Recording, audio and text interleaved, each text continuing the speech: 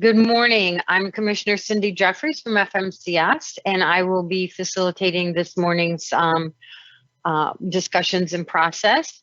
I'd like to welcome everyone back, our esteemed negotiators, the department, the advocate, or now I'm losing my train of thought already, the advisors. And with that, I'd like to jump right into roll call this morning, and then we'll review the agenda and we'll get moving. So I'm just going to go down the list here. For accrediting agencies, as primary, we have Jamie Studley. Yes, it's Dawn, and it's good to be with you. Wonderful. And alternate, Dr. Laura Racer King. Good morning. Morning. For civil rights organizations and consumer advocacy organizations, we have Carolyn Fast as primary. Good morning. Morning. And Jaylon Herbin as alternate. Good morning. Good morning. Financial aid administrators at post-secondary institutions, we have Samantha Veeder as primary. Good morning, everybody. Morning. And David Peterson as the alternate. Good morning, everyone. Morning. For your public institutions of higher education, Marvin Smith as primary. Good morning. Morning. And Deborah Stanley as alternate. Morning. Morning. Legal assistance organizations that represent students and or borrowers. Primary is Johnson Tyler. Good morning. And alternate is Jessica Ranucci. Hey, everybody. Good morning to both of you. Minority serving institutions, primary Dr. Beverly Hogan, who is not with us today. She will not be with us all day. And Miss Ashley Schofield is the alternate who will be with us part of the day. Correct, Ashley? Okay, welcome. Private nonprofit institutions of higher education, Kelly Perry is primary. Good morning. Morning, and Emmanuel Gilroy is alternate. Morning, everyone. Morning. Proprietary institutions of higher education, primary Bradley Adams. Good morning. Morning. And alternate Michael Lanowet. Good morning. Morning. State Attorneys General, Adam Well, primary. Good morning. Morning. And Yael Shavit, alternate. Good morning. Morning.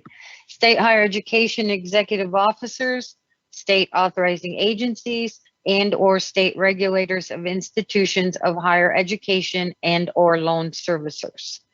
Primary Debbie Cochran. Good morning. Morning. Alternate David Sokolow. Good morning. Morning. Students and student loan borrowers, primary Ernest Izuego. Morning, everyone. Morning. Alternate Carney King. Doesn't appear as Carney has joined us yet.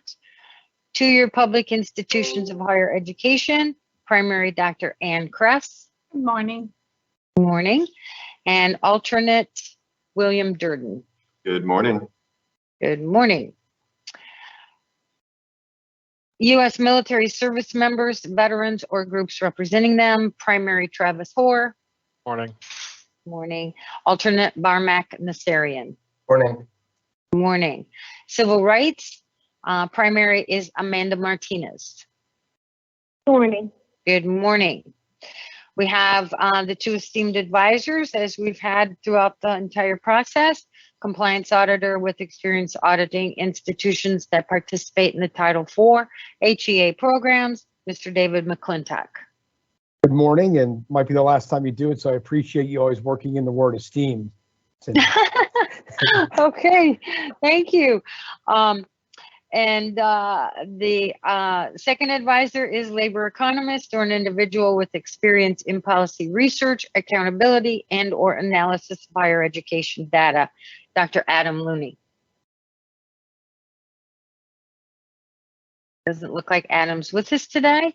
And last but not least, for the Department of Education, Gregory Martin is the lead negotiator. Morning. Good morning. And Steve Finley is at the table for Office of General Counsel. Good morning. Good morning. Did I miss anyone? Okay. Barmack and Nassarian will be at the table for service members and veterans today. Are there any other substitutions that we need to announce? Yes, Dave Peterson will continue through the gainful employment discussion for financial aid. Okay, thank you, Samantha. All right. So with that, if we can just have the people who will be at the negotiating table on camera, the rest are, we invite you to turn your cameras off. Emmanuel Izuego will be continuing for the gainful employment discussions as well. So with that, our agenda today is to complete the process, including consensus on gainful employment, and then move directly into financial responsibilities, issue paper number 4, I believe it is.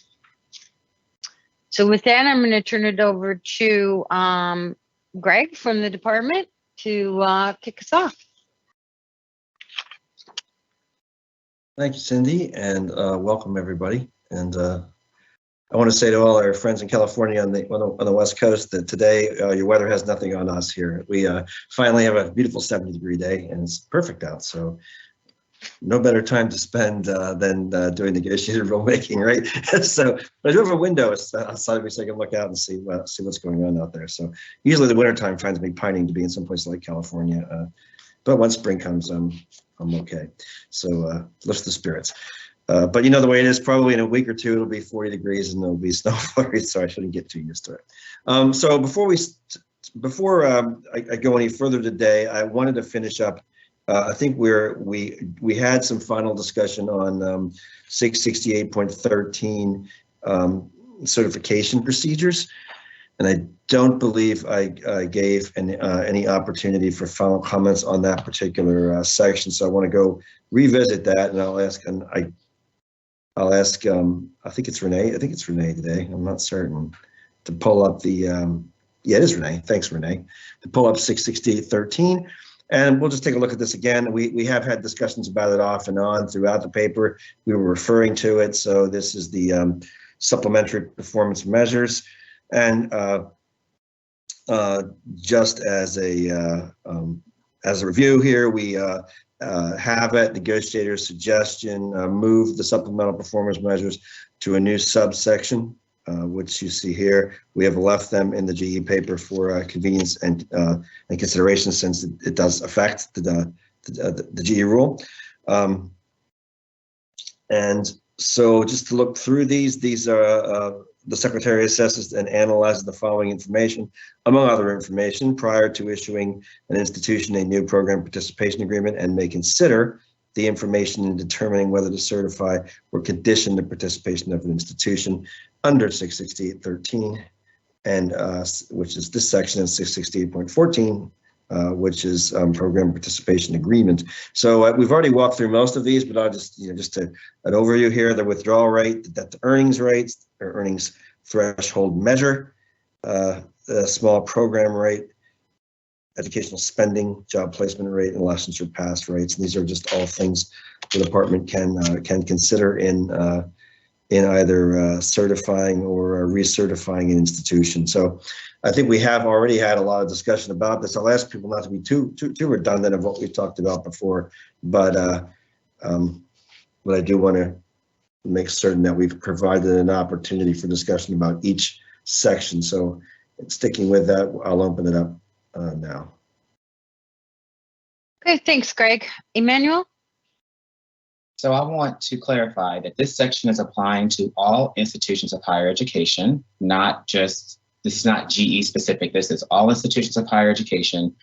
And with that clarification, with the debt to earnings rates, the earnings threshold measures, if in the nonprofit sector, the 18 institutions or the 18 programs from the data that we received yesterday that failed at those, and I don't know, I have to go back and see how many institutions that actually was, but at those institutions, would that then mean that those institutions as a whole could have their PPAs not be recertified or be put on provisional status because of failing programs on their campuses? Is that accurate? Partially. I mean, your statement about this applies to all institutions, not just GE programs. That is correct. This is not in subpart Q. This is from 668.13. It's just included here because there are some references to what's in subpart Q. Specifically with the debt to earnings rate, the actual debt to earnings rate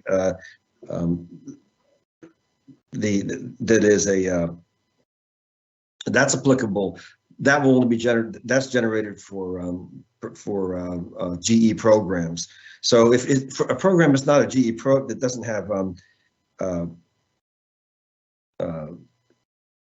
so the debt to earnings rate is generated for GE programs, and when we talk about the small earnings rates, those where those programs don't meet the numbers threshold to have a debt to earnings rate generated, the small earnings rates don't have, I want to reiterate, they don't have a pass-fail threshold associated with them because they don't affect program eligibility. So it isn't as if the small earnings rate would be at a certain percentage that would necessitate the department not certifying or provisionally certifying an institution. This simply says that the department can, in making a determination about recertification or whether to put an institution on provisional certification, can include that rate as can consider that rate rather, among many other things, as in its decision regarding an institution's certification or recertification. And remember, this is not a, this area, we're not talking about program eligibility here. We're talking about the certification or recertification of the institution. And it's just one of many things the department can consider. So we're not going to apply any threshold cutoff, any cutoff for this. Even where debt to earnings rates are applicable for a GE program, certainly those rates could have an effect on program eligibility under the GE rule. But here, there's no threshold that's applied as far as whether or not it would result in any conditional certification or provisional certification. I hope that clarifies it for you. So I hear what you're saying, but what this language is literally saying and what it would do is that the department would be able to look at debt to earnings rates, earnings threshold measures, and small program rates when determining an overall institution's ability to participate in Title IV eligibility overall. So it's actually scaling up from just looking at the program and saying this program is bad, this program is going to lose Title IV eligibility because this program is a GE program.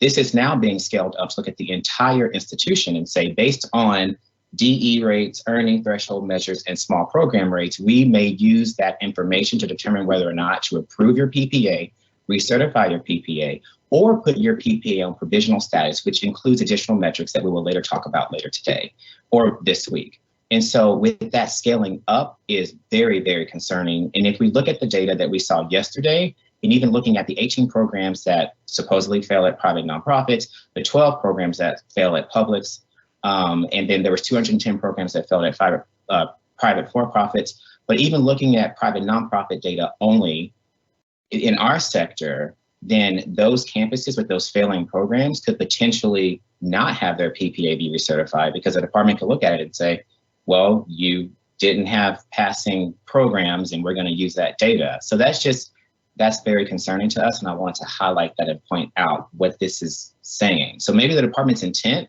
is to look at it a little bit differently, which I think is good with the intent. But with the words on paper, this could be troublesome to future administrations that may come along and use this language and do something differently with it. So I just want to highlight that as a concern of ours. But I appreciate your response, Greg. Thank you. Thanks, Emmanuel. Brad? Yes, I just want to clarify if what's currently listed as Romanet 4 educational spending, if the categories listed here are the same categories we are using for what we're already submitting in iPads, and if not, should we align the two? I just, from an administration point of view, I'd rather have one educational spending definition if possible. And versus, and it looks to be comparable. I just don't know if it is. So just wanted to clarify that with the department. Brad, like you, I think it does look comparable to me, but I'm not enough of an expert in iPads to recall exactly if it mirrors language in there.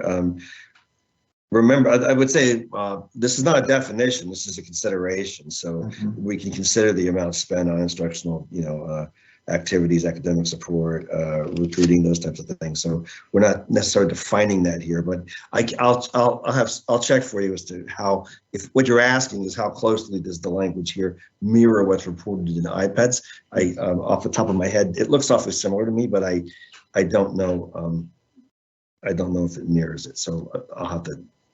And is the disclosure that's the very last sentence there, is that a new disclosure? I don't call that being there in the past. Is that going to be something that our auditors will need to get in their updated audit guides, or is that existing?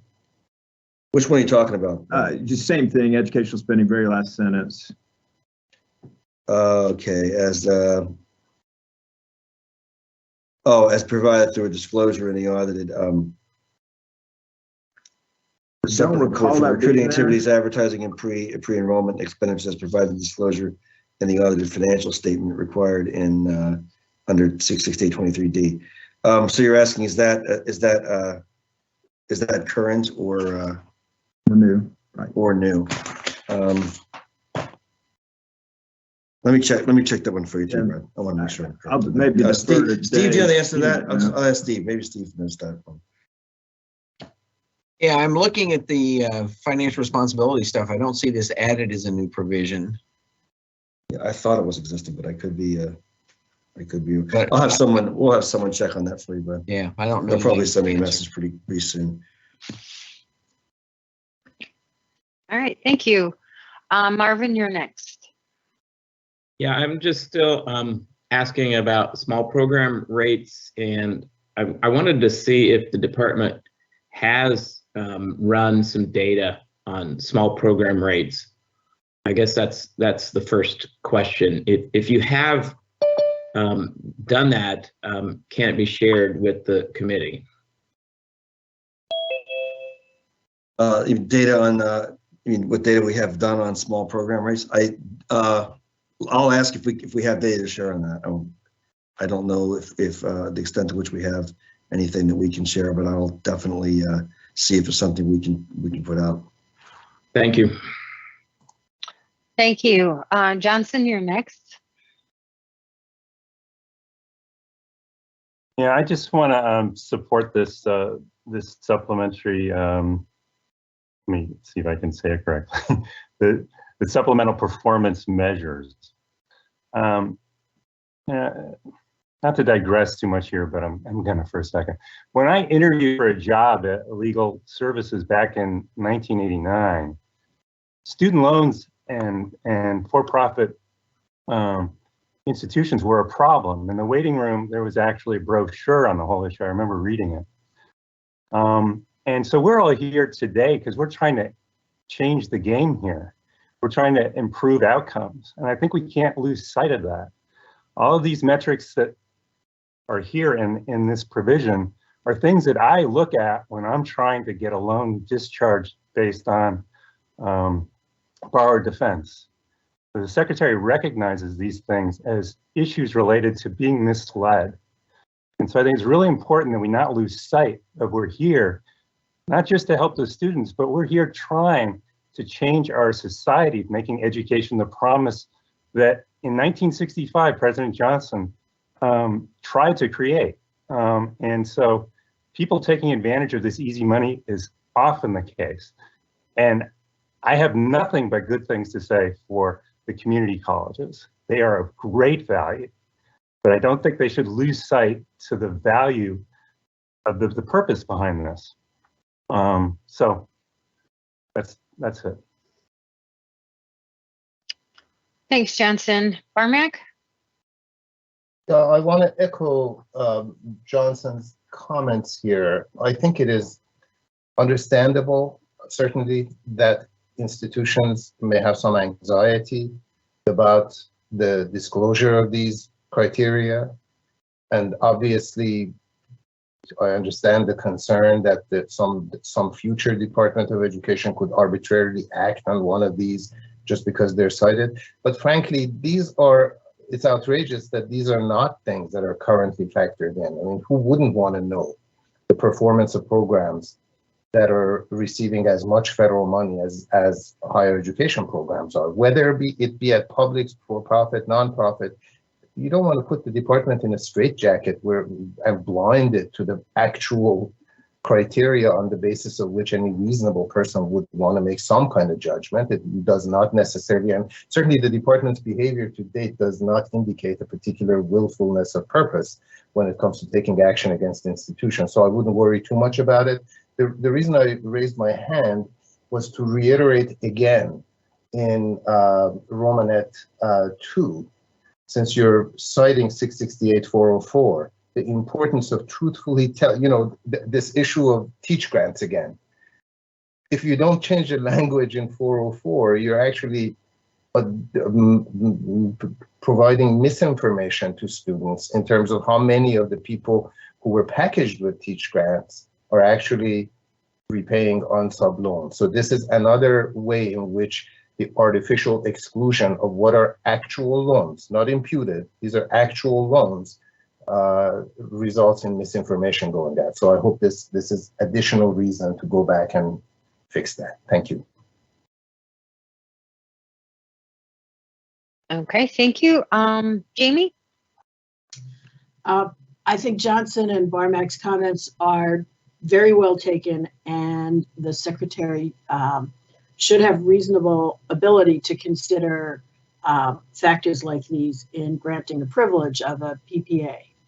That said, the government always has a responsibility to be as efficient and apply as little burden as possible to get to the information it needs to make an important decision like this.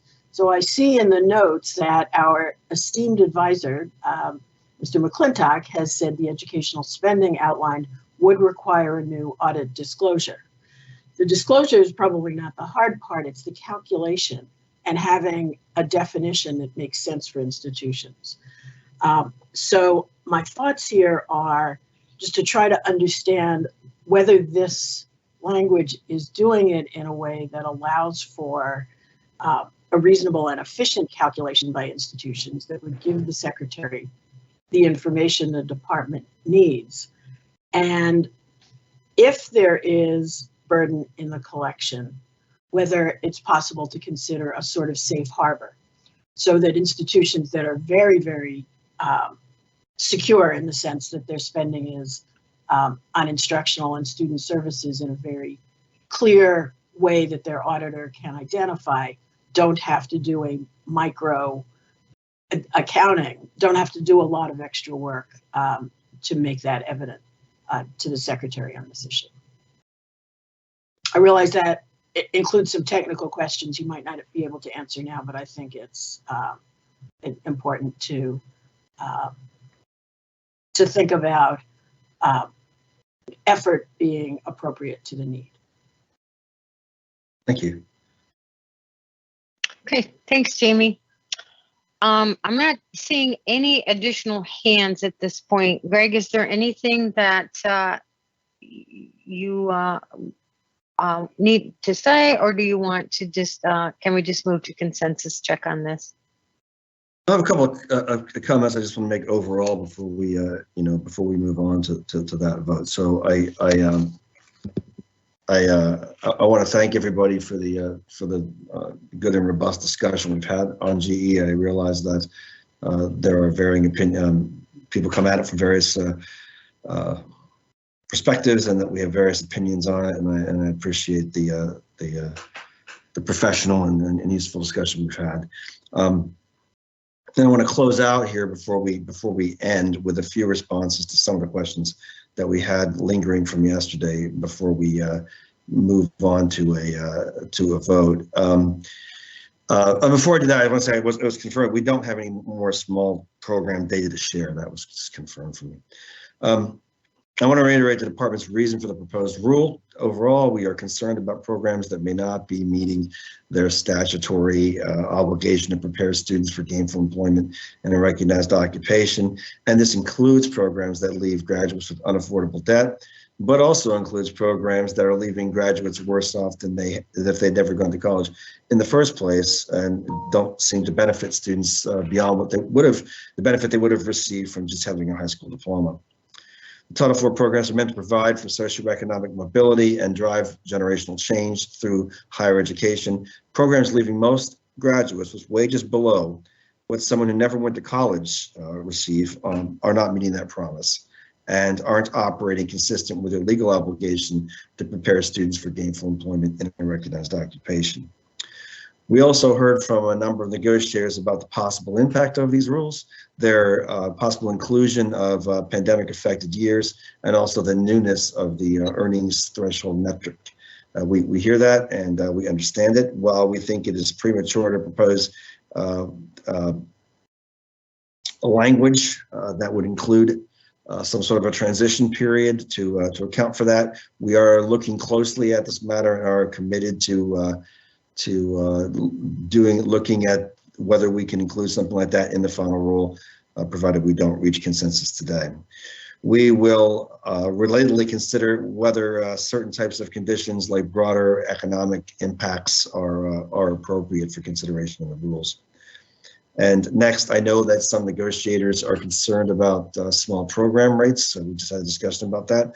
We appreciate those concerns, and while the small program rate would never be a sole basis for revoking the participation of an institution for those programs, we do believe that the information is important to have and will help to feed disclosure requirements and will generally add to the amount of information available, and we think it is a good thing to have those rates generated.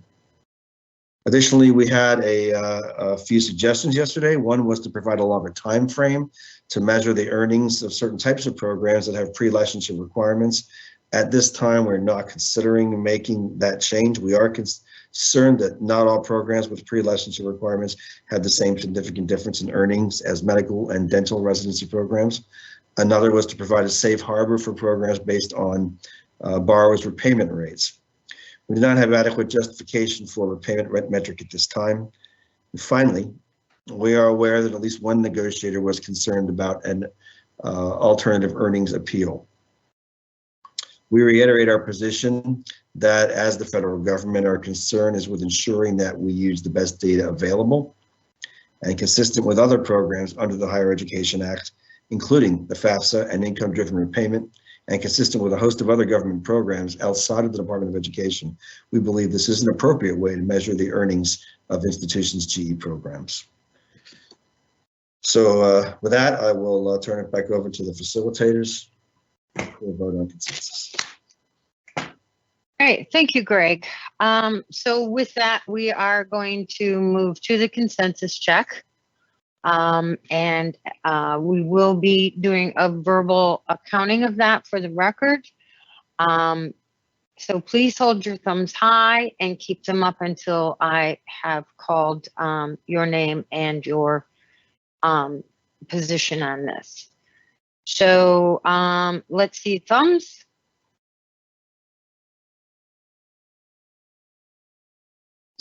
And I see Carolyn Fast is thumbs up. Brad Adams is thumbs down. Ann Kress is thumbs down. Emmanuel Gilroy, thumbs down. Jamie Studley, sideways thumb. Johnson Tyler, thumbs up. Debbie Cochran, sideways thumb. Adam Wells, sideways thumb. David Peterson, thumbs down. Barmack Nassarian, thumbs up. Amanda Martinez, thumbs up. Ernest Izuego, thumbs up. Marvin Smith, thumbs down. Ashley Schofield, thumbs down. And Greg Martin, thumbs up. Did I miss anyone? Okay, Just give me a minute here. What we want to do next is, as soon as I get an accounting from my team and the thumbs down, so I don't miss anyone, that was a thumbs down. What we're going to do, as we have consistently done, is call on each person who was in dissent. We are going to ask you to please only articulate a list of the changes that you would need to have to get to a, either sideways or thumbs up. The department would be, it's very helpful, the department, for you to be succinct and just list what those items are. For example, if it's traditional rate concepts from the 2014 rule, so state. If it's allowing a slightly longer cohort period for extended pre-licensure requirements, state it. So with that, let's start moving through this. I know Carolyn was Carolyn, were you thumbs down? No, you weren't. Okay, so I think Brad, you would have, on my screen anyway, be the first thumbs down. I just have another 30 seconds to get my thoughts written out. Sorry. Sure. Emmanuel or Ann, you were thumbs down, right? Sure. So the first thing I would say is that the community colleges are very much in favor of gainful employment. We started this negotiation requesting that the department restore the 2014 requirements. That was not heard. So that's one place that I would start. I would also support the notion that was brought up of a transition period if there are going to be new standards that are imposed. And then I will just go back to something that I've mentioned several times, which is that we really need to make like comparisons. So to have a median income for individuals through gainful employment programs that includes everyone, but then to compare them to high school graduates that does not include everyone in that population does not seem appropriate. But given a lot of the uncertainties around the new earnings threshold and how it's been calculated, would strongly recommend a transition period. But that's really where we are right now. But we are in support of gainful employment, and I'm very disappointed that we were put in a position that we had to vote this way today. Thank you, Ann. Brad, are you ready, or do you want more time? I can go now, and I'm going to start off by thanking Greg for the summary. That's helpful, and I thought it was well said. And although we may disagree, I do think that was very beneficial to get the department's perspective on that. I want to go for the record, since I've quoted wrong in previous articles, that my no vote has nothing to do with protecting proprietary schools or programs. I just want that clear can be. My no vote was really for four things, one of which, most important, is that the department, as stated yesterday, does have the ability, if they chose to do so, to provide a disclosure for all programs that aren't subject to the gainful employment definition of a gainful employment program. So that would be a debt to earning disclosure and an earnings metric disclosure. The second would be, I agree with Ann and others, transitional rates. I think especially due to the COVID pandemic that's going to be impacting salaries in 2020 and beyond, would be very important. Third would be the slightly longer pre-licensure program period. And fourth would be the alternative earnings appeal for programs like the cosmetology industry. Thank you. Thank you, Brad. Appreciate that. Emmanuel? Yeah, I wanted to say that we're also in support of gainful employment and what the department's trying to do. And when Greg had indicated, here's the department's intent, we support that intent. We want to make sure we're getting after the bad actors. We want to do that. And we actually wanted to reach consensus here. I didn't want to vote down on this overall, because I know what the department's trying to do and I respect what the department's trying to do. The big concerns that remain for us, though, is it's hard for me to support a process when there is no ability to ensure the data, well, when the appeals process is what we see it now, I guess. at the end when an institution's already deemed ineligible. And it just seems like, how does that really work in reality? So that remains a concern. The other big concern is the undetermined small program rate data.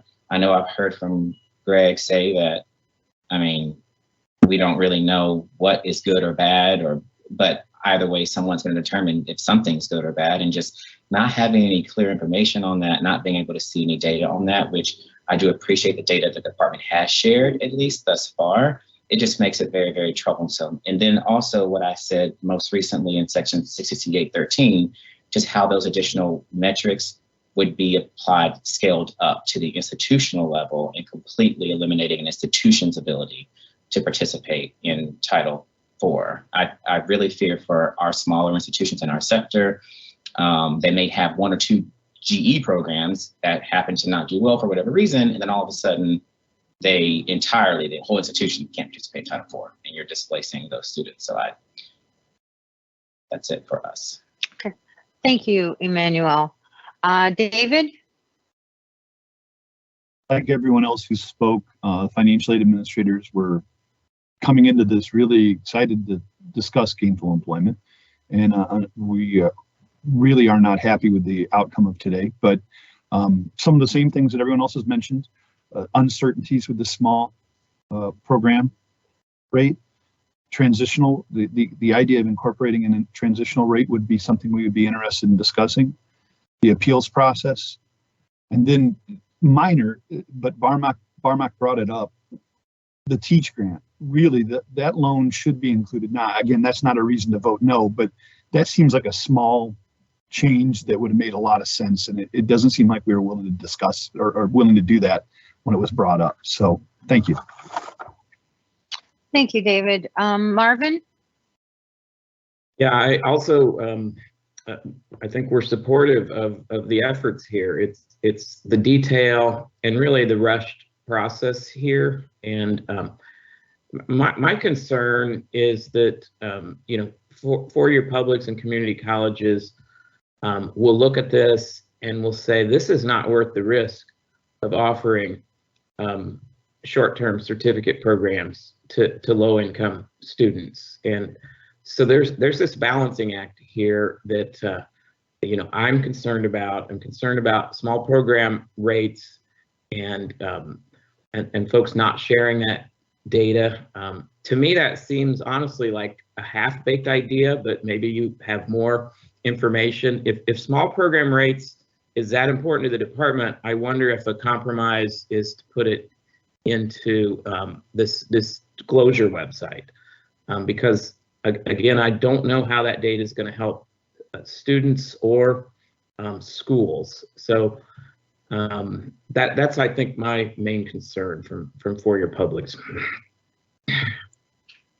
Okay, thank you, Marvin. Ashley.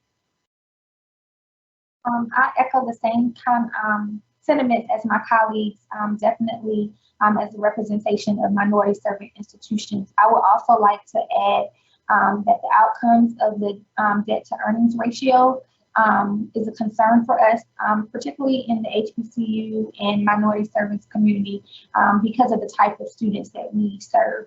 And being that most of our students come from lower socioeconomic status and experience an overwhelming higher debt burden than most students that are not in this low income category.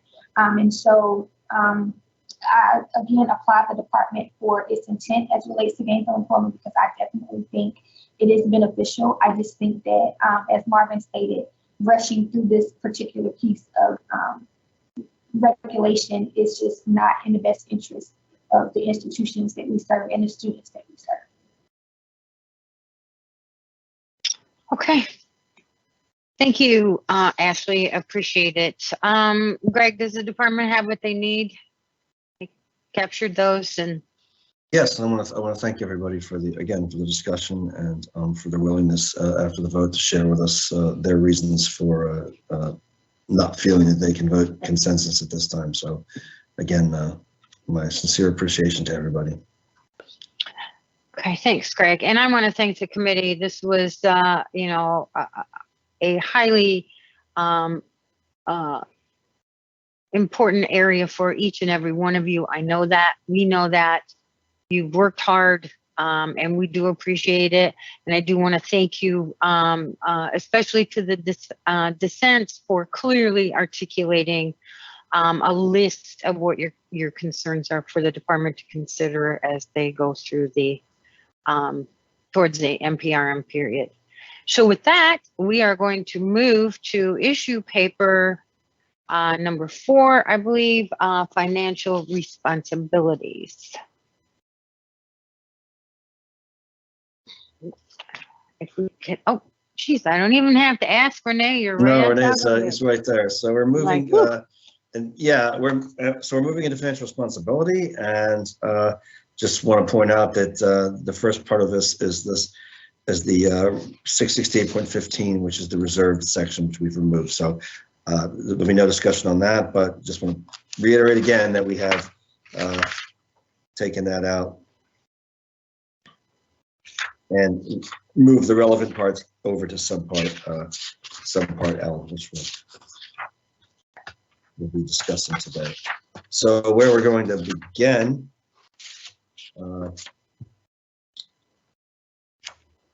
is in 668.23, which is compliance audits and financial statements. So give everybody a second to get there, and that begins on if you have the paper copy of your issued paper, it would be on page at the bottom of page 8, and then moving on to page 9. So I will direct your attention to 668.23 D under audited financial statements, and starting with D1, and we point out here that we've added acceptable to further clarify the meaning of this item.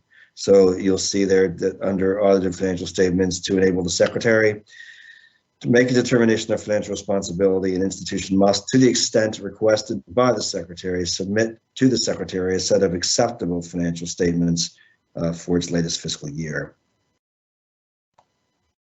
And then turning over to D2,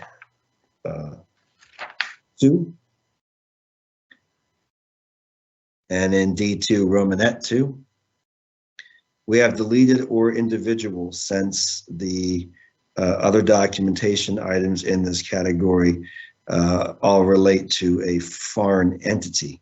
So that is changed to for domestic or foreign institution that is owned directly or indirectly by any foreign entity holding at least a 50% voting or equity interest in the institution. The institution must provide documentation of the entity's status under the law of jurisdiction under which the entity is organized, to include at a minimum the date of organization, a current certificate of good standing, and a copy of the authorizing statute for such entity status. And that is everything for 23. It isn't much, but since we're going by section, I will open it up for discussion, because after this, we're going to move on to subpart L. Okay, thanks, Greg. Any comments on this? Questions? Steve, you have your hand up. Yes, I just want to note there is a carryover here because we are welcoming suggestions on the disclosures that were mentioned for the educational expenditures from the GE discussion, and that would result in something being added to 0.23 here. So there's a carryover and a request for suggestions on what that language should look like. Okay. Thanks, Steve. Thanks, Steve. I don't see any hands, Greg, but I do want to announce that Kelly Perry is back at the table for financial responsibility discussion. Sorry. Okay. As I got a couple more. Sam Beater is back in, and Jessica Renucci is back. So with that, I think you can go ahead and move on. So we're just to build on what Steve was saying, I know this came kind of quickly. So if after mulling it over, people have thoughts about this as it relates to what we discussed in under 668.13, be more than happy to go back and entertain those at a later point. Okay, before great. we move at the end. So just want to, I know it doesn't give people a lot of time just to throw that out there, and you have a few seconds before we move on. So I just want to offer that opportunity. I'll go back and bring it up again and provide an opportunity for comments on what Steve just mentioned. Okay. So with that, we're going to move into financial responsibility into subpart L. And so we are in 668.171. The first thing is just a technical point in B3, Romanet 1. We've updated the cross-reference to H2 regarding requirement to pay credit balances under 668.164. And then moving on to Romanet 6, we've updated Romanet 6 here to further clarify the language without making any substantive change. So all we have here is subject to an action or event described in paragraph C of this section, mandatory triggering events or an action that the secretary has determined to have material adverse effect on the financial condition of the institution under paragraph D of this section. And that being discretionary triggering events. And so with that, we're going to move on to paragraph C, which is a mandatory triggering events. So we'll go through the mandatory triggering events, and then at that point, and when we're done with mandatory, we'll open the floor for discussion. So changes that we have here for mandatory triggering events, and looking at C 1, which is mandatory triggering events. An institution is not able to meet its financial administrative obligations under paragraph B3, Romanet 5 of the section, if one or more of the following occurs. And so we are in Romanet 1, and following some confusion from the negotiators, we have taken another look at this language and sought to further clarify. The substance of the trigger remains the same. So for an institution with a composite score of less than 1.5, or an institution affected by the litigation or liabilities described in B and C, the institution must undergo a recalculated composite score for any other debts or liabilities from a settlement, arbitration, judgment, or administrative proceeding. So just looking at the change here, these are if one of the more following occurs: debts, liabilities, and losses. In Romanet 1, for an institution's composite score of less than 1.5, the institution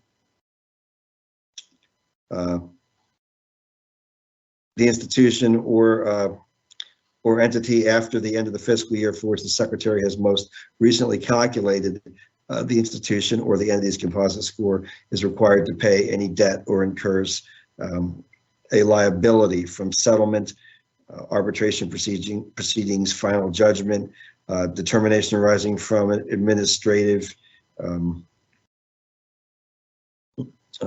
recalculated for the administration or entity, or the composite score is less than 1.0 is determined by the secretary in paragraph E of this section. So just some clarifying language there, but the intent remains basically the same. If we move down to B, this is in Romanet 1B. Again, here we have proposed language changes to simplify the language and address any confusion of our prior language. This trigger still relates to any institution or entity whose financial statements were submitted under 668.23 for a change in ownership, under 600.2 G or H, that has sued for relief by a state or federal authority, or through QI-TAM lawsuit where the federal government has intervened. So we'll look at B. The institution or any entity whose financial statements were submitted in the prior fiscal year to meet the requirements of 620 G or H, 668.23 or subpart L of this section is sued for financial relief in an action brought on or after July 1, 2023 by a federal or state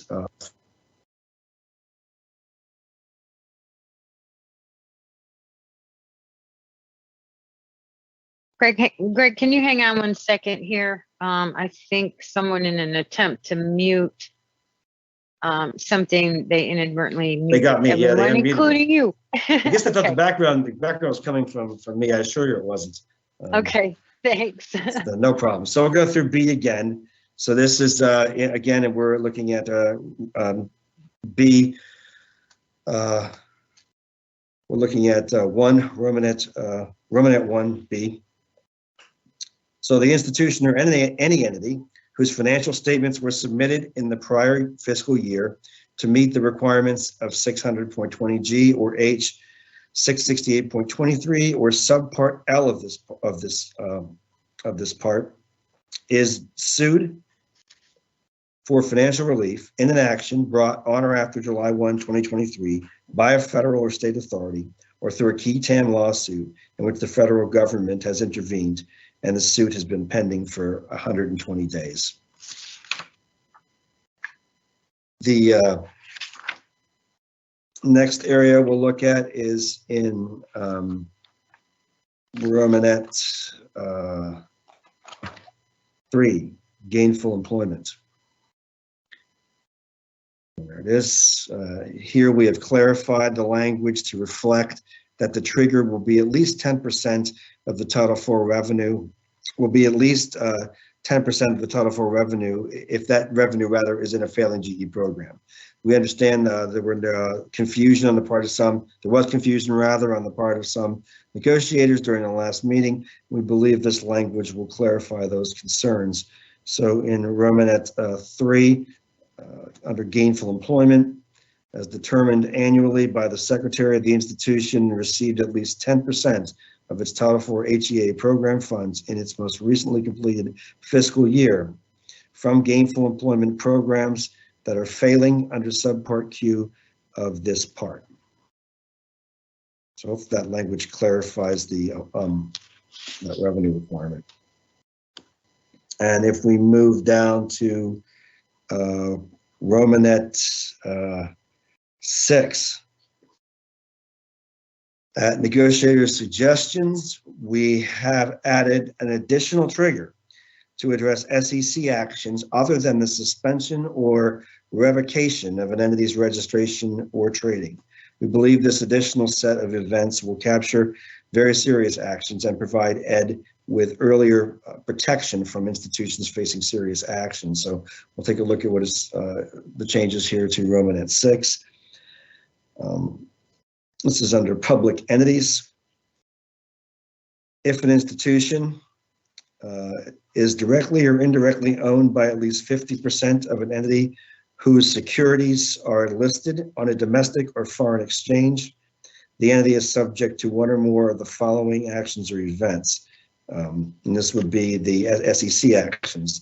The U.S. Securities and Exchange Commission, or SEC rather, issues an order suspending or revoking the registration of any of the securities pursuant to Section 12J of the Securities and Exchange Act of 1934, or suspends trading of the entity's securities pursuant to 12K of the Exchange Act.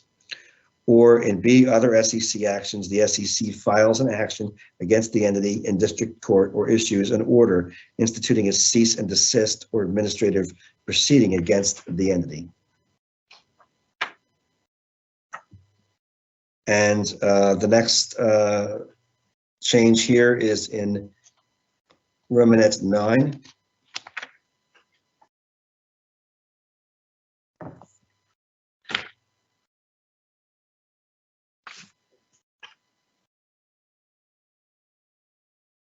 So in Romanet 9 is contributions and distributions. We have I'm gonna make sure I've got this. No, I'm sorry, that is Romanet 10, not Romanet 9. I'm getting confused on my crossouts here. So Romanet 10 is contributions and distributions, and we have rephrased the sentence to clarify our intent here in Romanet 10B. So that has changed to the offset of such distribution against the contribution results in a recalculated composite score of less than 1.0 as determined by the secretary under paragraph E of this section. And then in 11, we had clarified the language throughout this section in terms of an entity whose financial statements are submitted for an institution. We also modified B to reflect that we are referring to termination or suspension of a loan agreement or financing arrangement, or when a creditor calls due a balance on a line of credit.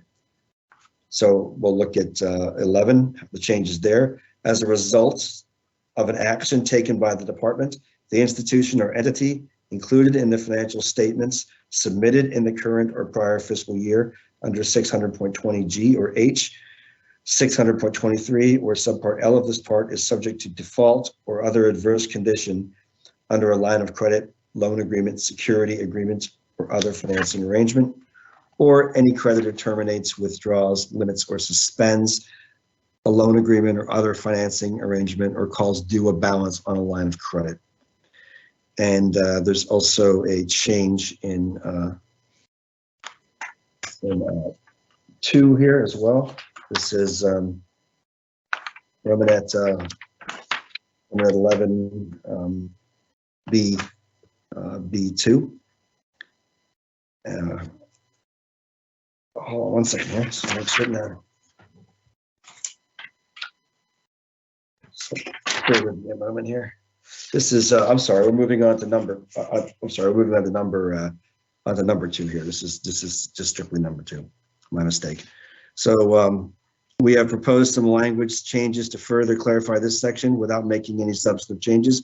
And this section still requires that 2 discretionary triggers become mandatory if they both occur and remain unresolved 60 days after the second trigger, or remain mandatory if 3 or more discretionary triggers are hit. So we'll look at the revised language here in 2.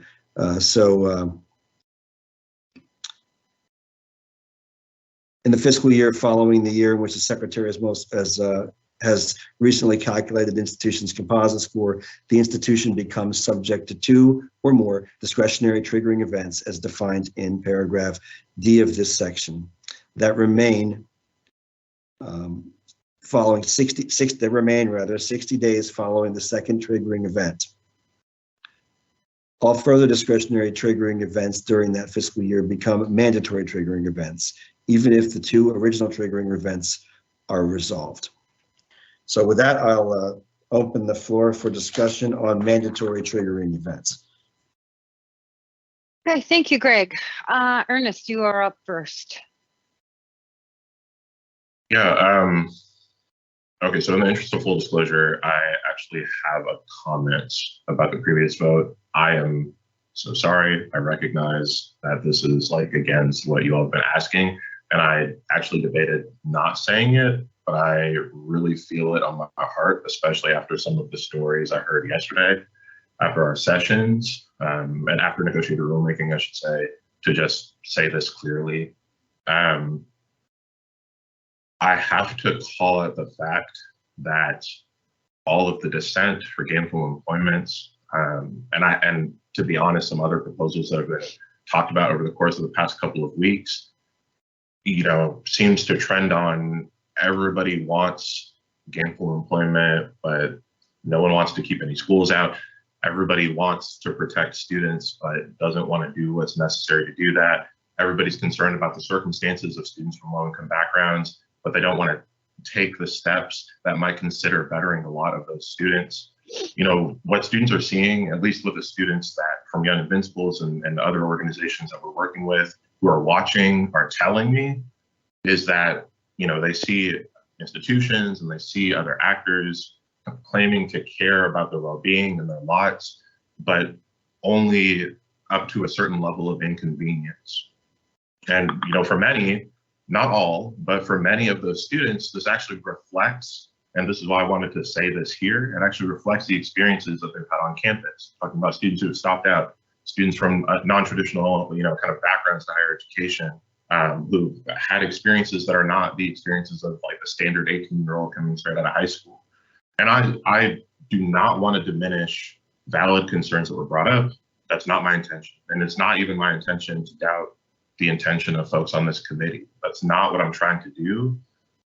It just feels important to say, especially after a particular story I heard last night, I'm going to protect that person's privacy, that this is the perception of people watching, at least for students watching. And it's one that hurts higher education, quite frankly, not even to speak of the obvious ways that it hurts students who are being left out of consideration when those dissents are made, especially from certain seats on this committee.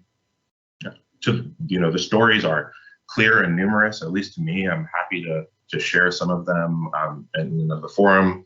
The research supports them. We know that poorly performing programs, ones that perform poorly intentionally, and some that do so with good intentions, still hurt students in the short term, and they hurt and have severe impacts on students and their families and their networks long after graduation, if they even get to that point. To the extent that these dissents throughout the rest of these negotiations in this final consensus week are critical and would directly impugn, the different constituencies that we serve, their ability to serve these students, like we say that we want to do. I just implore you to really make— Ernest, you have 30 seconds remaining. Thank you, I appreciate it. I'm almost done. I really implore you to make that plain because I'm telling you now, it's look, the students that I'm talking to and what they've shared about these processes, it's really disheartening, and that was just on my heart. I just had to say that. I'm sorry for distracting them, and we can continue with the discussion at this point. Thank you, Ernest. So I think we left off at discussion on discretionary triggers. Is that right, Greg? Yeah, I just want to point out again, I know that, coming off the rather emotional debate over GE, and I just want to remind everybody that even though we didn't reach consensus on GE, we are hoping to reach consensus on as many of the areas as possible. So as we make our comments today, try to tailor those with, if there's something you see here that you would need to see different in order to reach consensus, let us know what that is. So just directing everybody to specifically what you need to see here. At this point, this late in the week, it's going to be very difficult for the department to provide additional data or, I'm not against debating the theory behind this, or if that's necessary, but I would like to have us move in the direction of where we need to be to get to consensus, if that's possible. Thanks. Okay, thank you. Again, thank you as well, Ernest. Barmack, you are up next. Thank you. So let's go to Romanet 1A, debts, liabilities, and losses. Page 11, I think. I'm there. Okay. I don't quite grasp why the department is only interested in institutions whose score was less than 1.5 and then dropped down below 1. But in fact, the more severe case, in my opinion, would be an institution that has a more precipitous drop, an institution that actually scored way above 1.5 and suddenly drops below 1 should be of much greater concern to the department. Therefore, that qualifying opening should go. It should simply read, if an institution drops below 1, you got a problem with them. Their prior condition really, actually, you're picking a much weaker case of an institution that was already sort of barely there, dropping below 1. No surprise. I think I keep thinking of ITT and Corinthian that were in pretty good shape and then dropped like a rock. You repeat the same construct in Romanet 2B. Again, it really doesn't matter. Or Romanet 2.1, Romanet 2A, for a prop school whose composite score was, again, less than 1.5 if there's a withdrawal. No, I think any withdrawal, even if the score was higher than that. Frankly, again, if the score was higher than that, they're withdrawing more money. So I don't see why you would limit the secretary's discretion here. Then I'd like to go to Romanet 11, if I can find it. creditor events. I see that, I believe this is just a redundancy, and I'm being a little paranoid, but I don't see why you qualify the subsection A to only those actions taken by the department.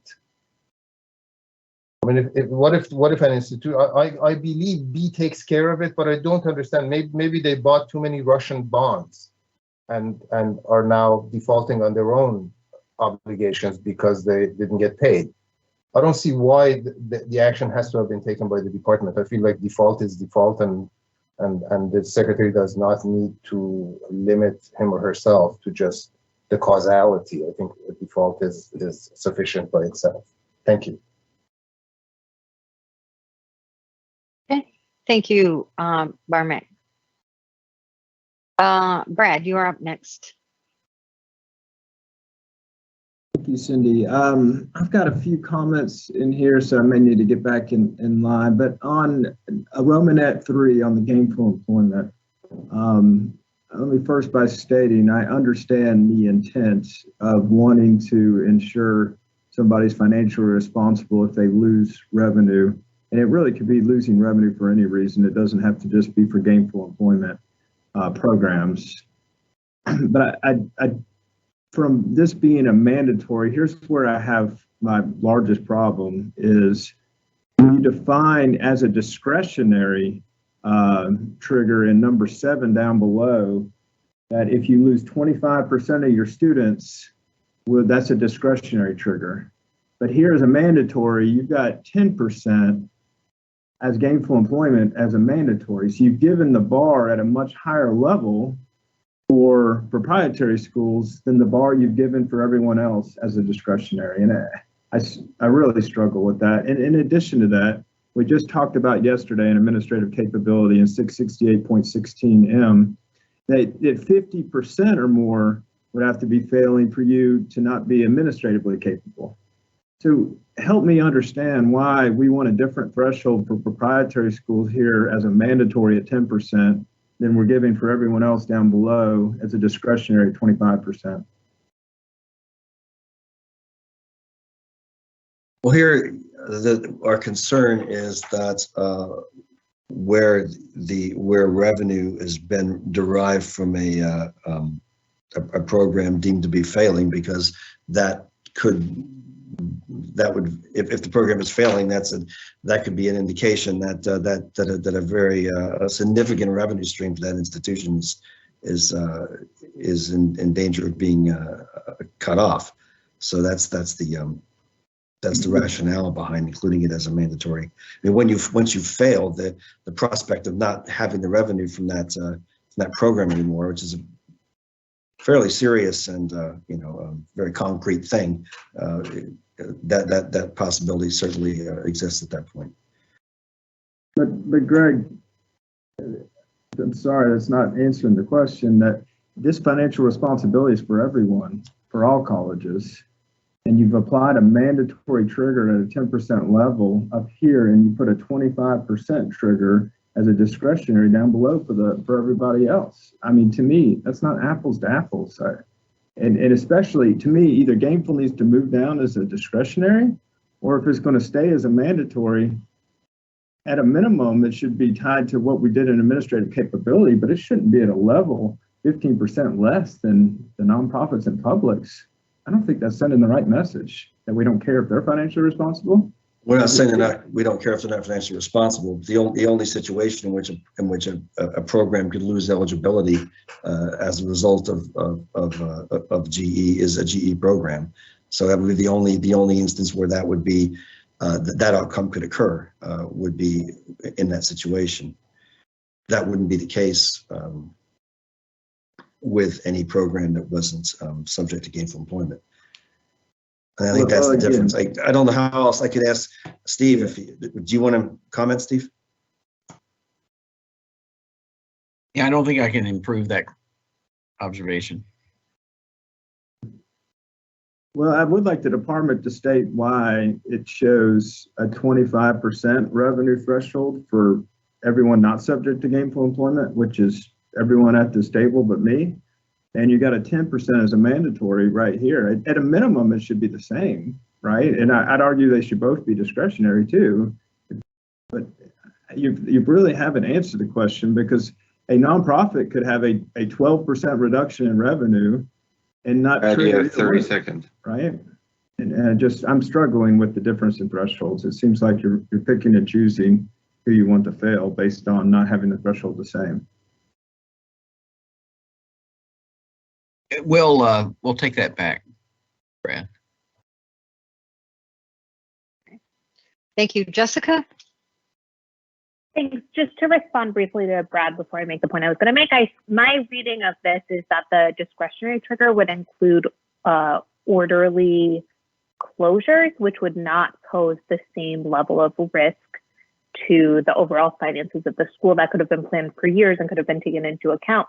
And I will say, from my own perspective, not speaking to the department, I actually do think there may be reasons to consider financial responsibility different by sector, specifically the ability to essentially milk an institution for cash, put it in your own pocket and walk away. And having been on the other side of that and see students left holding the bag, I do think that that is like a very serious risk that is much less available at schools that are nonprofit and public. But turning to what I was going to say, it was on number 2, not Romanet 2, but the last thing that we talked about the multiple discretionaries leading up to the mandatory. I don't really understand why this is now tied to a fiscal year, since it seems to be divorced from a composite score. It seems to me like 2 discretionary events that happen in September and October should be treated the same as 2 discretionary events that happen in October and November and December. Whether they're in the same fiscal year doesn't really seem to be material. So I would encourage the department perhaps to do like a rolling 365-day period rather than a set fiscal year period. Thank you. Thanks, Jessica. Kelly? Hi, thank you. First, I want to support the department's language on the debt and liabilities. I know there's some concern, and that's why I want to say what I have to say, because I did see all the +1s in the chat as it related to what Barb Mack said. I do agree with you from the concept of the fact that having a school that may be passing the financial responsibility score and then dropping down below it is important if they incur a debt or a liability that big, right? But if you were to change that and change it, take out the 1.5 measure, you're in essence addressing all schools. So colleges and universities are sued all of the time, and there are some that result in the things that are listed in here, right? So if the department were to consider removing that 1.5 and making this eligible for all schools, I very strongly disagree with that. But if you were, you have to go back to the concept of addressing materiality, because to require schools across the country to submit within 10 days every time they're sued and have a judgment or required to pay a debt as it relates to a liability from a settlement, if it's not material enough to affect the composite score, is something that will become unwieldy on both sides. So that, just to give you some context about removing that 1.5, what that would do. So if it's removed, the materiality concept needs to be addressed. The second question I would have, and this is, I'm just curious more than anything, is it goes back to this contributions and distributions section. And I think and we've talked about the whole concept of what we're trying to address here, and the fact that somebody may make a contribution to pass the composite score and then make that distribution that would then cause them to fail. So in essence, they would have failed without that contribution. When you get into the reporting of this, the concept is that you're going to report this within 10 days, right? You're relying on the school to report to you, yes, I made a contribution, then I made a distribution. And I'm assuming the reporting would be after that distribution. I guess the question I would have is that if I was a school and I was trying to, in essence, game the system by making that contribution, why would I, within 10 days after making the distribution, report it to you? So I guess I just would caution the department on this, of how you're going to know this, because You have 30 seconds. this is not something that you would be able to see or pick out in a financial statement. So just some thoughts there. Okay, thank you, Kelly. Carolyn, you'll be up next, but I need to announce that Yael is coming to the table for state attorneys generals, and Johnson Tyler is back at the table for a comment from legal aid groups. So with that, Carolyn. Thank you. I just also was wanted to ask about the thing that Barmac had raised about limiting these provisions to schools that are already, to start with, at a below 1.5 composite score. This seems to be a pretty important issue in terms of how this would work and what schools would be affected. And I wondered if we could get potentially a response from the department on whether they would consider making this change before a consensus vote, since it seems like it is important to a lot of people on the committee based on what was in the chat. And I think it might be useful to us to getting consensus. Yeah, I will take it back and I'll discuss it over the lunch period, see if I can get a decision on whether we would consider changing that or not. Okay, thank you. Barmac? Yeah, I candidly did not quite understand Kelly's concern here, because in terms of materiality, if we remove the 1.5%, it seems to me that composite scores that drop from above 1.5% to below 1 would by definition be more material than the ones that drop from a number below 1.5 to a number below 1. Or, I mean, not always, but in general, I think that's a bigger delta in most cases to the same fixed number. But be that as it may, I also wanted to disagree with Brad. You know, we're not engaged in any kind of mystical numerology here where the numbers have to line up. Numbers have to make sense in the context of what we're doing. A 25% reduction in enrollments is a fairly high threshold to accommodate orderly enrollment management practices that institutions engage in all the time. Deriving a subset of your revenues from failing programs is a different animal altogether. I think a lower threshold is appropriate when the source of the revenues speaks to something about what the institution is engaged in. So I don't know that 10 is the right number or 25 is the right number, but I just wanted to argue against the belief that numbers have to somehow elegantly line up. They don't. They have to be appropriate in the context of what index they're measuring. Thank you. Thank you, Barmac. Brad? Thank you, Barmac. Just a quick response here. To me, you should have the ability to also reduce some sort of expenses to offset changes in revenues, and that ability is not here. But I do think 10% is a low threshold as compared to some of the discretionary triggers. I do want to talk through what the others at the group have been talking about in Romanet 1A. And here's where I'm struggling, and maybe it's the CPA in me.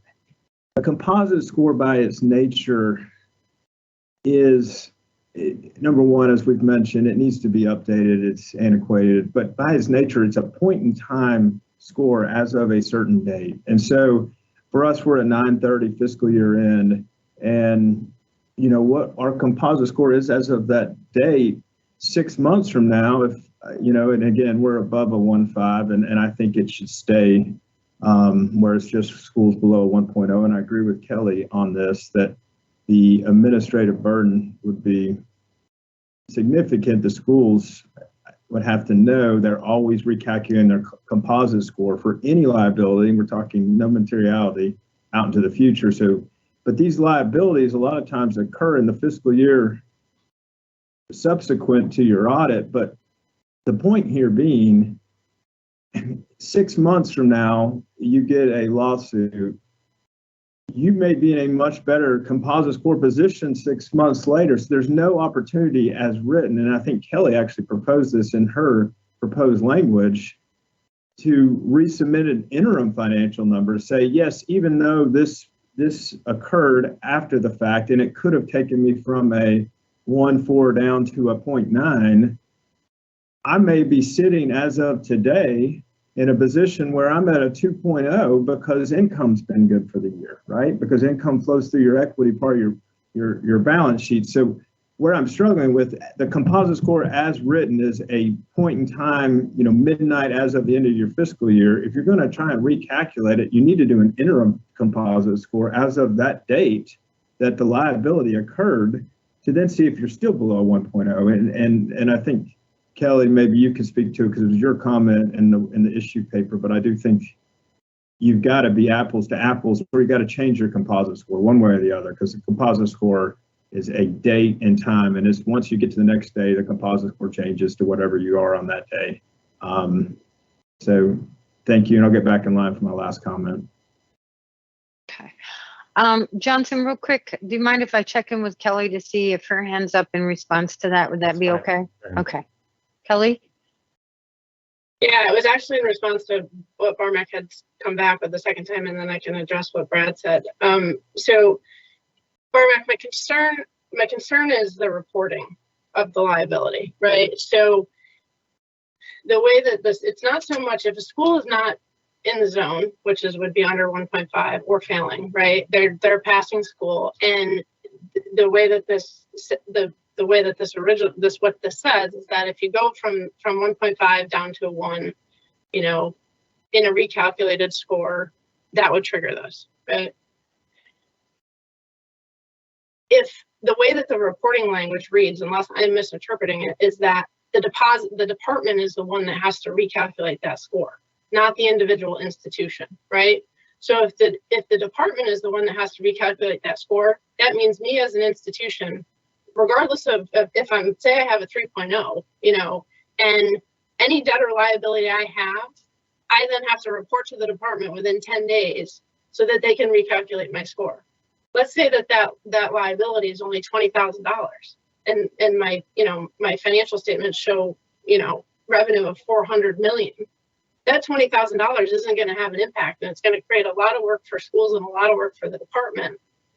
If the department is the one that has to do the recalculation, if the school can do the recalculation and say, okay, I just had a $20,000 liability, that $20,000 is not going to affect my composite score, so I don't have to report anything. That's different. And so I guess maybe there's clarification on that per se.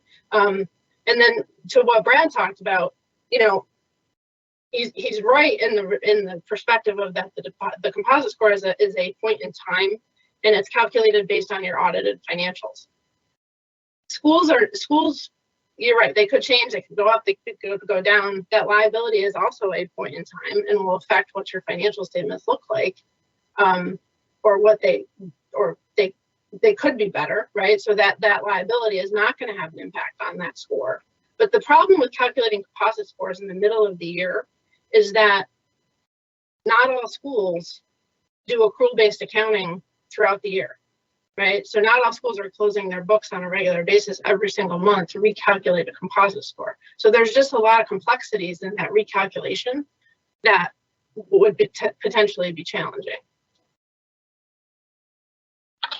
Okay. Thank you, Kelly. Johnson? Thanks. I'm not an accountant. I don't get into the high finance. I think the attorney generals here, Carolyn used to be one as well, do a lot of this stuff when they're going after them. But I did help a borrower once in a borrower defense claim. And we see a lot of these from this one institution that was right next to Penn Station, preyed on a lot of low-income people there, including homeless people, including veterans who are protecting transportation hubs during right after 9/11. They were in this great, crazy financial thing that the shareholders brought the suit, and that's how I know about it. So I was trying to get these loans discharged. So the owners issued $10 million of stock certificates and then sold it about 3 or 4 months later, and took $9 million in cash. And the shareholders, brought an action. That's how it's public. But I think there has to be some some way to deal with this composite score stuff where that sort of shenanigans doesn't happen. That school is now out of business. There are thousands of students. My colleague Jessica has been there. Her organization is part of trying to help those students. And the company's gone bankrupt, and there's really nothing for the students. They all have a ton of debt, and they have nothing to show for it. So I really do think that, the secretary needs some flexibility on this, and should think about, how important that metric is. I just think it's important to be able to do something in those sort of situations, not rely on shareholders to try to protect our own interests. And the students get nothing out of it. I mean, the school went out of business 10 or 12 years after that lawsuit. So thank you. Hey, thank you, Johnson. Appreciate that. Barmack? Yes, first of all, I wanted to appreciate Kelly's clarification of where her concern is. But I have to tell you, I don't see anything about reporting here. What I see is a provision that limits the secretary's discretion and precludes action where it's most needed, where there is. Now, however we calculated what the basis of reporting is, we can talk about. But I would posit that, an institution that precipitously drops from a 3.0 to 0.5 is probably a better target of immediate concern than an institution that drops from 1.1 to 0.9. So in this provision, I don't see why the secretary would want to limit discretion and preclude action where they really ought to hustle and get something done. With regard to the example, obviously the judgment of materiality should also be available to the institution itself. An institution with $400 million of revenues and a $20,000 judgment would be pretty safe in assuming that its 3.0 is not going to be dislodged to a 0.9 as a result of that particular judgment. I think that where the reporting language resides and what the obligations are, I don't presently have in mind. But it seems to me that here we're talking about the legal basis of authority for the secretary to intervene. And to me, it just doesn't make any sense to exclude larger drops from above 1.5.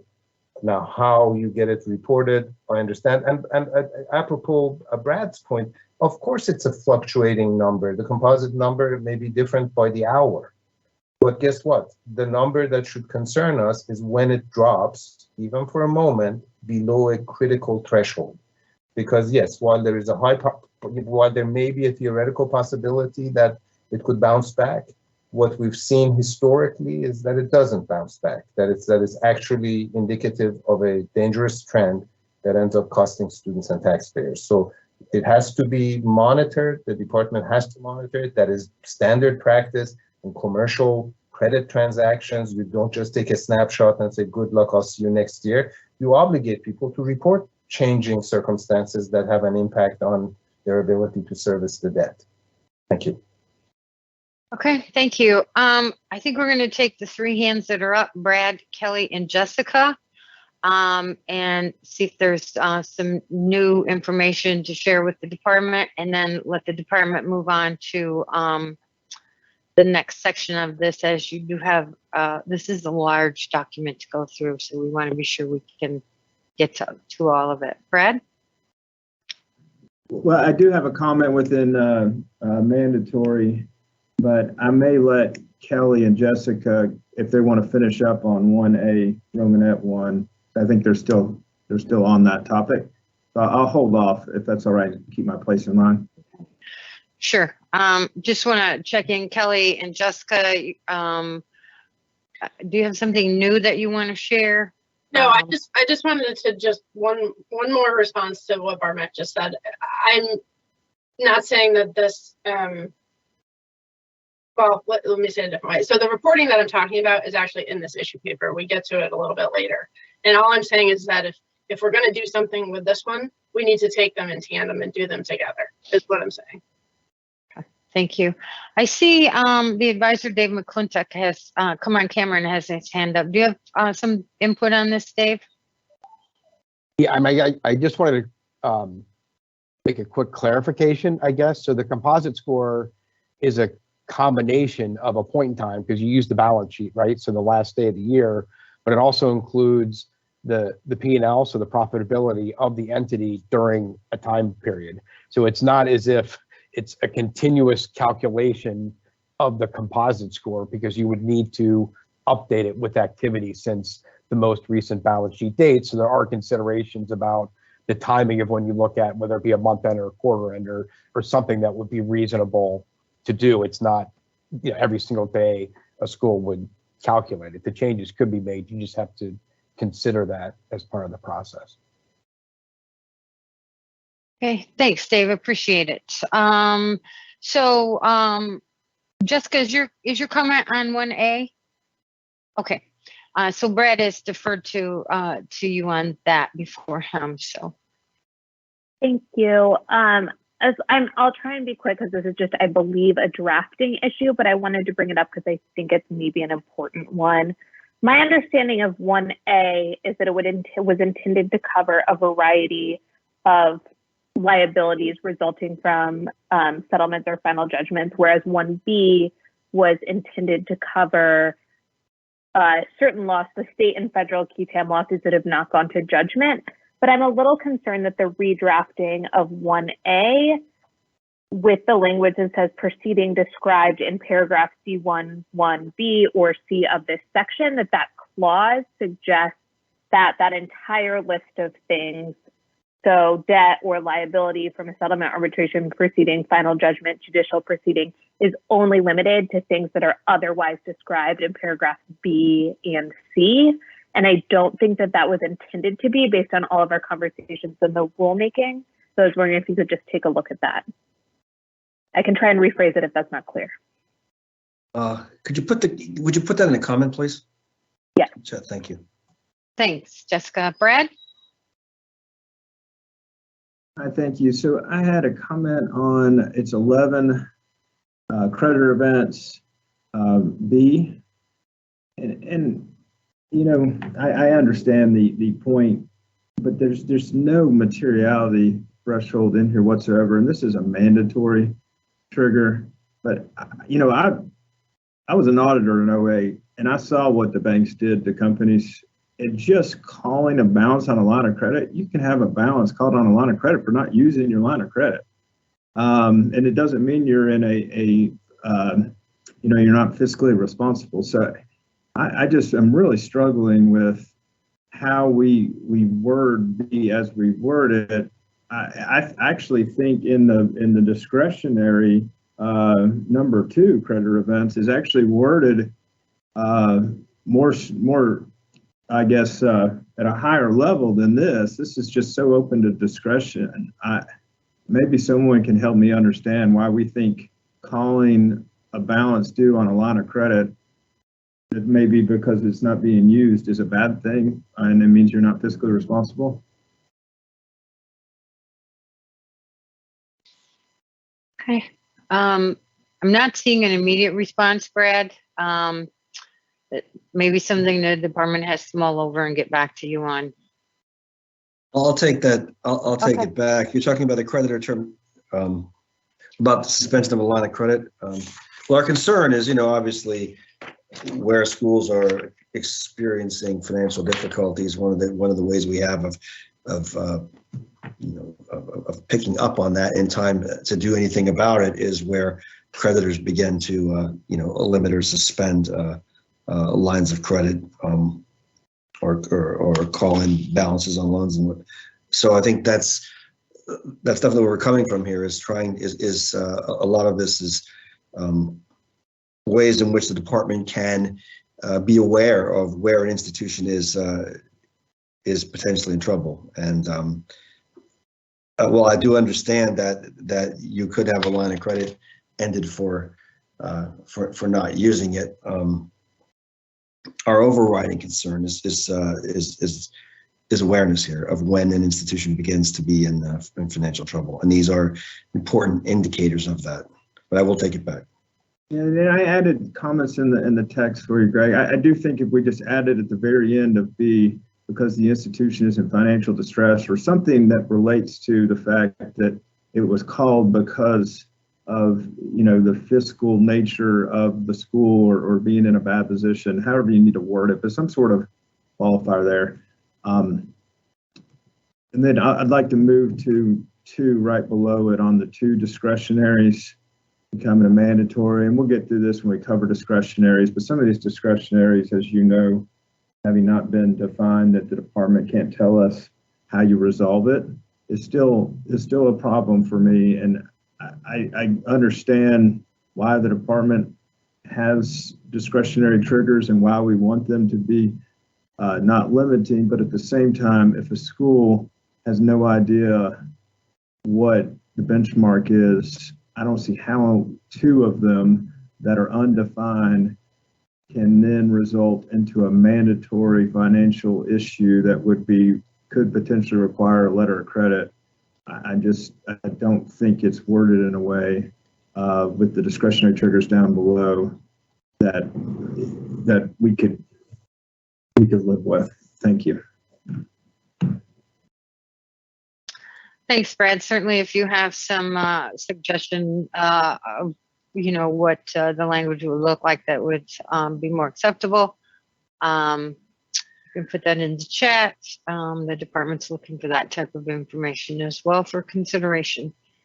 I'm not seeing any more hands on this section, Greg. So why don't we go ahead and move to the discretionary triggers, I believe are next. Thank you, Cindy. Yes, we'll be moving to the discretionary triggers, and those are found in paragraph D. So we'll wait for those to come up.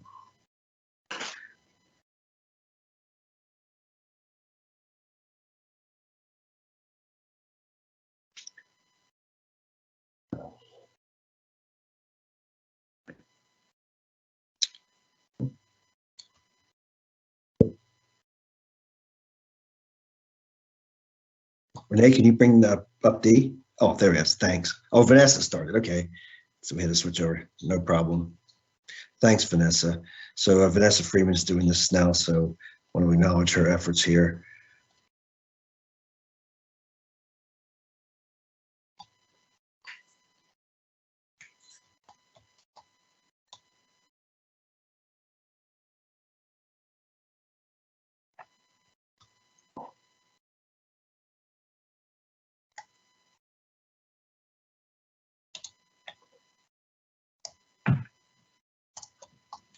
So this should be page 14, right? I think we need to go back, Vanessa.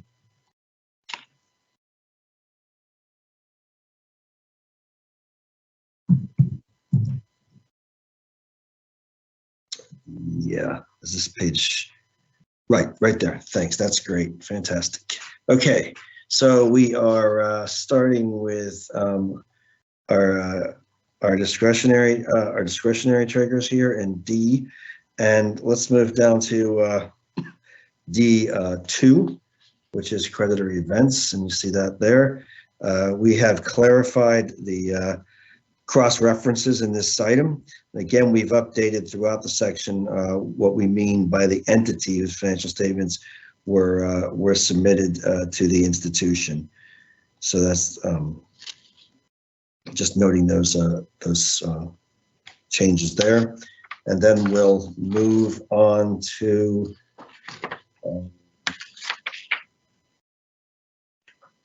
let's move on to number 6 on page 15 minutes. So this is pending borrower defense claims, number 6 there that you see. And we have revised this item to clarify the original intent.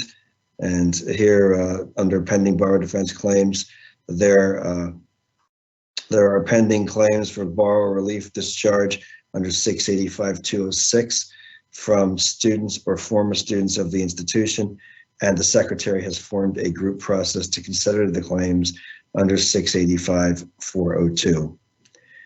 And then moving down to number 7, discontinuation of programs. These here we have moved the affecting at least 25 of the students from reporting requirement for this trigger to the discretionary trigger itself, because we think the intent of the trigger will be clearer. So in number 7, then the institution discontinues a significant share of its academic programs, affecting at least 25% of enrolled students. And our next change is under 10, number 10, which is borrowing. And we have clarified here, this applies to all borrowing during the last quarter that is repaid during the first 2 quarters. So there, I'll read the revisions to 10. An institution's financial statements submitted under 600.20G or H or 668.23 or subpart L of this part include a line of credit or borrowing in the last quarter of the fiscal year that was repaid during the first 2 quarters of the next fiscal year. And then we move down to number 11, the loss of program eligibility. And we've added a discretionary trigger here, D11. This is a new trigger, discretionary trigger, that will ensure Ed has adequate information about such actions, but does not require the department to take action where a loss of eligibility is against a single small program at an institution. And this is, again, number 11, loss of program eligibility. 1 or more programs at the institution has lost eligibility to participate in another federal educational assistance program due to an administrative action against the school or its programs. And that is everything for the discretionary triggers under D. So I'll open the floor for discussion.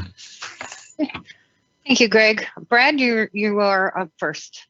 Thank you, Cindy. And back to my previous comment on the language, I think we should remove the 2 discretionary triggers becoming mandatory, since the secretary already has the ability to judge any trigger it wants to that warrants a consequence.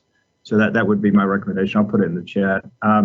On this, again, I'm struggling with 3 and 4, 3 in particular on a fluctuation in Title IV, because it's not a fluctuation only down, it's a fluctuation up. So you could have an instance where revenues increase 25%, but you could be deemed financially not responsible. So in the fact that neither one of these, as Greg and Mr. Fridley's own admission in session 2, the department can't define what either one of these is. And so I don't know how a school knows whether or not they're triggering either one of these 2. I did want to bring up, though, on the new item number 10, I'm struggling with this one because there's no way to game the system with borrowing monies at the end of the year anymore. It's now the money has to be used for a fixed asset in order to help your composite score. So why are we going to penalize schools that short-term borrow money in the last quarter of one year and then pay it off in the first 6 months of the next year, when it doesn't help you game any kind of calculation? Now all we're doing here is saying schools don't pay off your debt early or you'll be penalized. So maybe someone talk to me why we think number 10 is important here. I mean, paying off debt early is good, I thought. I'm confused.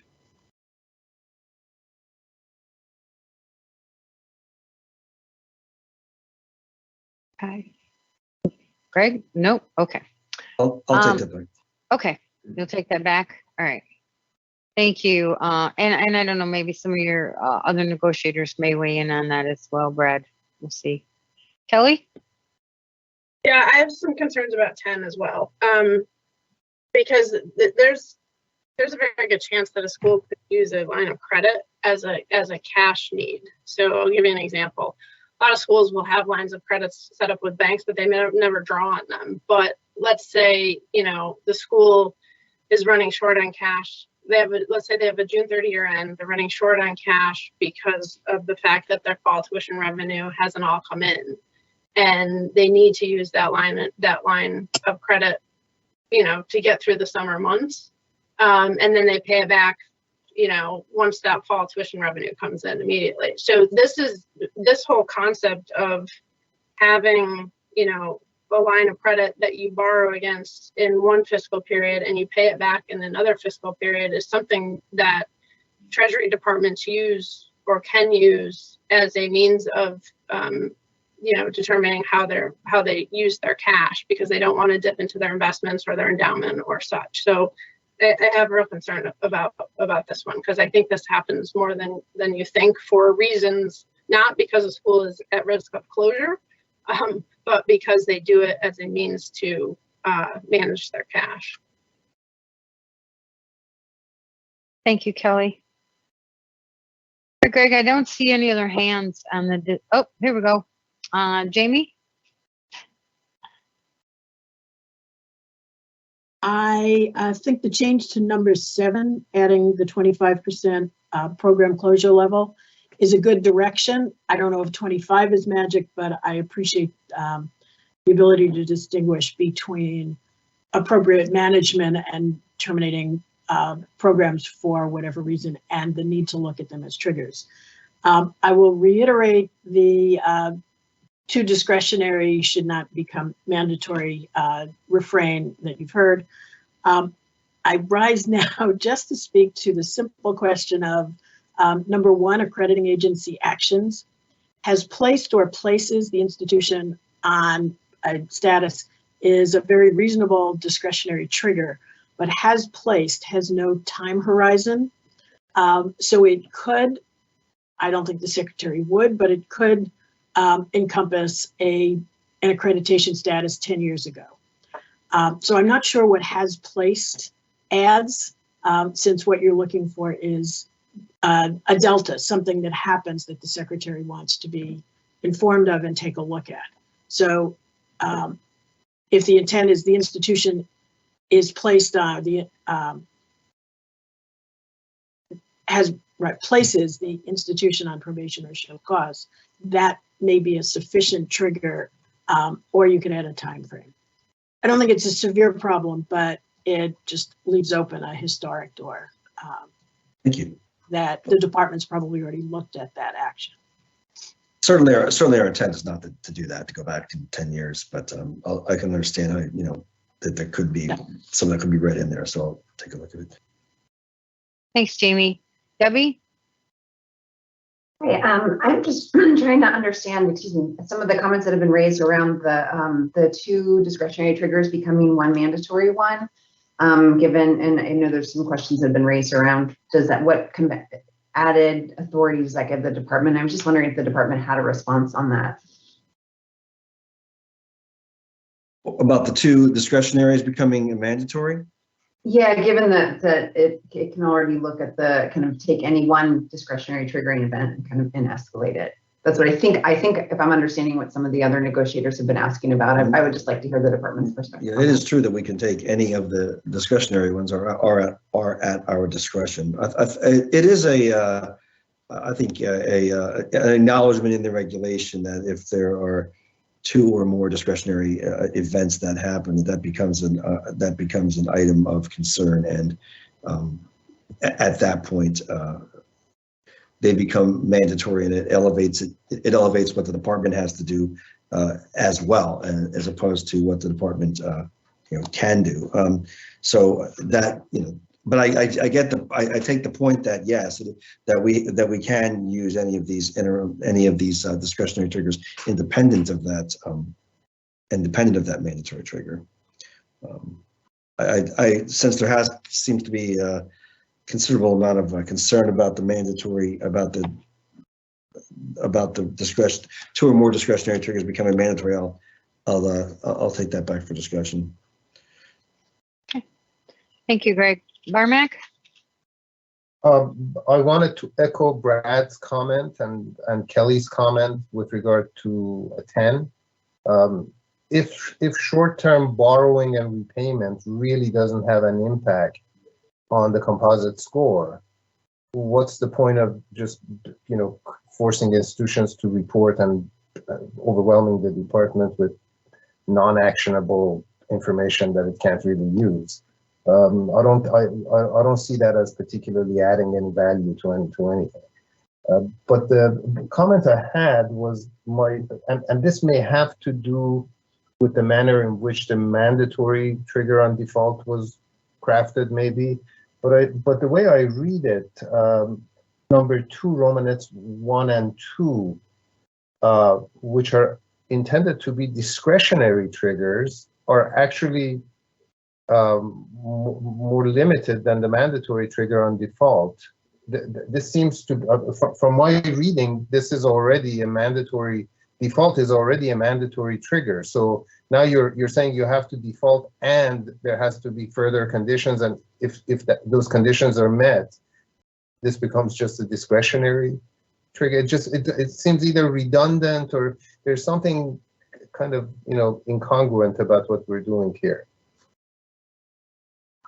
I just don't understand what this provision is supposed to do if default is a mandatory trigger.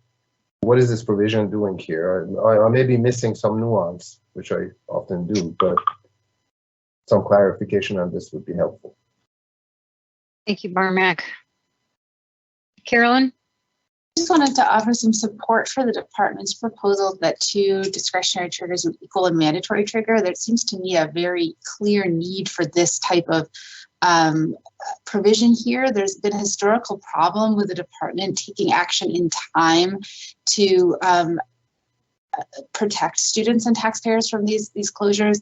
And part of it is that, the department has other things to do, or there might be other concerns that the department is wrestling with instead of just focusing on, what can we do to protect students and taxpayers before it's too late. So having a mechanism that says, here are some multiple big problems, and this is going to be a mandatory without having to get the department to necessarily pay attention or resist other pressures to let these things go, to have protections in place seems to me extremely important, and it would be a big step backward to get rid of that provision.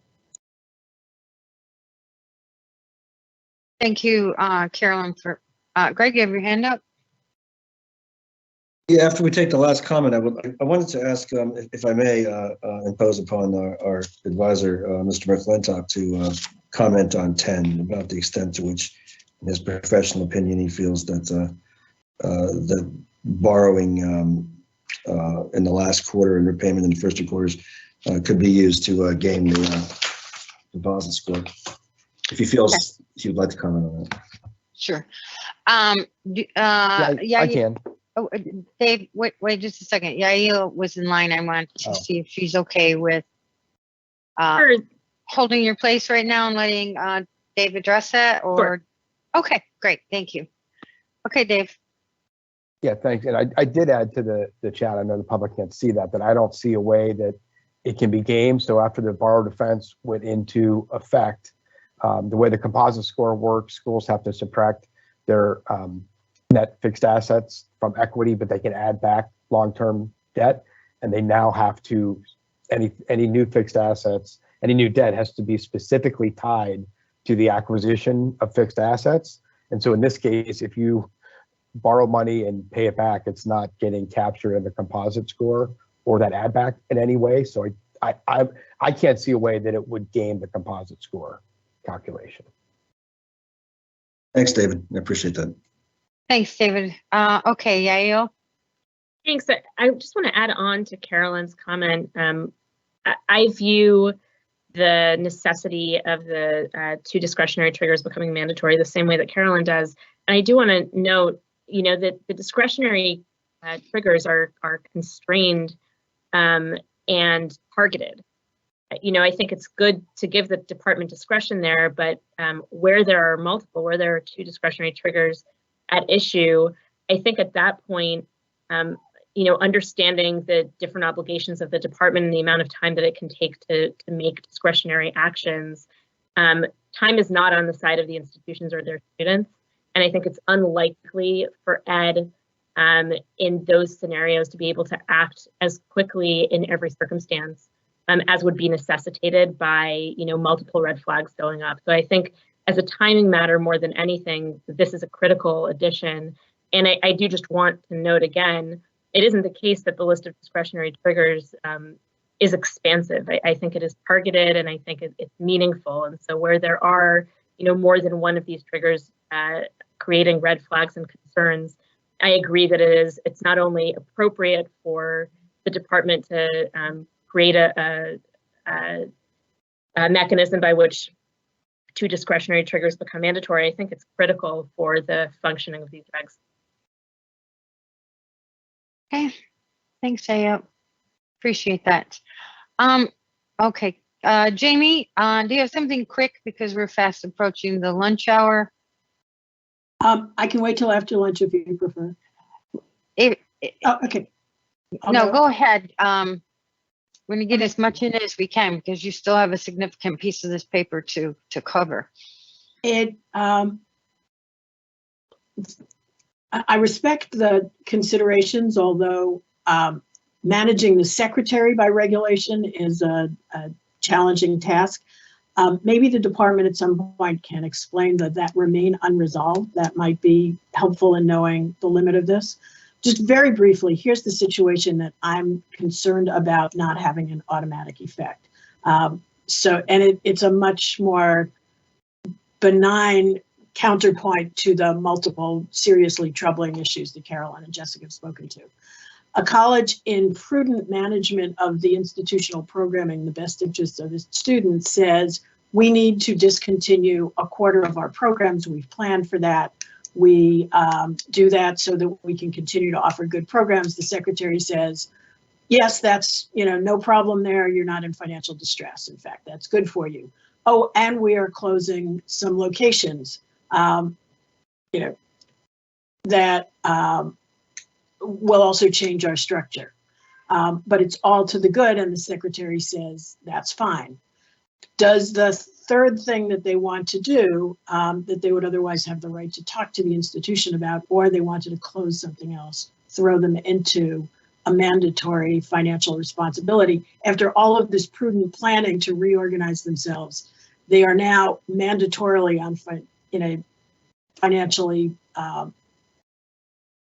determined to be financially precarious, when in fact these were the changes that were necessary to make them healthy. And the secretary has exercised his discretion to say they are. I don't know that you can answer it right now. That's the needle we're trying to thread. I respect the idea of moving these and not having them sit around when there are decisions to be made. But I think that's why the 25% helps. That may tilt the balance if this, as we navigate this. But that's the kind of thing that I worry about, not the bad ones, but the ordinary course kinds of activities that are appropriate for discretion. Could a school doing wise things be thrown into that pot? That's it. Appreciate that, Jamie. And you brought us right directly to the lunch hour, so perfect. So we will adjourn and reconvene at 1 p.m. today and pick up on financial responsibilities, hopefully being able to move through that document and at least take a look at, I believe, change of ownership would be next, right? Yes. Correct. Okay. All right. So with that, if we could go off broadcast and everyone have a great lunch.